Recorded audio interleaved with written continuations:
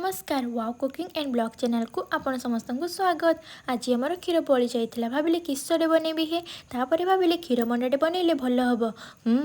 आगु कहूँ भिडियोटी भल लगे लाइक शेयर सहित चैनल को सब्सक्राइब करने को जमार भूलें। क्षीर मंडा प्रस्तुति यही सब इनग्रेडिएंट्स आमको दरकार। क्षीर सुजी नड़िया आलमंड किसमिस ऑप्शनल। प्रथम नड़िया को भल भाव में कोरीदेली कड़ाई गुड़ नहीं टिके गुजराती पकईदेवा भल बास्नाटे हे तापर यह बबलिंग है पर नड़िया पुर दे भल से मिक्सिंग करदेवा। किस कहि आमर नड़िया पुर प्रस्तुत हो गला।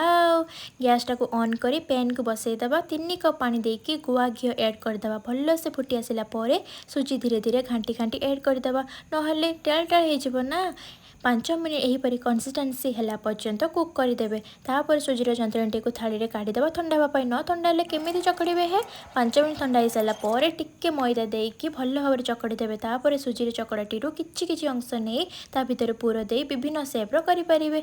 देखु जहाँ पाइले ता सेप्र देती आउ किस करी। तापर पैन में क्षीर नहीं भल भाव में फुटेकी चीनी ऐड करके टिके गुजराती पकईकी सुजी पिठा को पकईदेवे। 5 मिनिट पर्यंत मीडियम फ्लेम रे फुटापी छाड़ीदेवे। क्षीर पहलिया हवा पर्यंत फुटई देवे। क्षीर मंडा पिठा भी रेडी आओ वाओ यम्मी। किस कहि आज रेसिपी भल लगी लाइक शेयर सहित चैनल को सब्सक्राइब करने को जमार भूलें। बेल आइकन को क्लिक करी ऑल ऑप्शन सिलेक्ट करदेवे जहाँफल आगे अपलोड कर जाऊँ मोर सब वीडियो नोटिफिकेशन आपण पाई परिबे।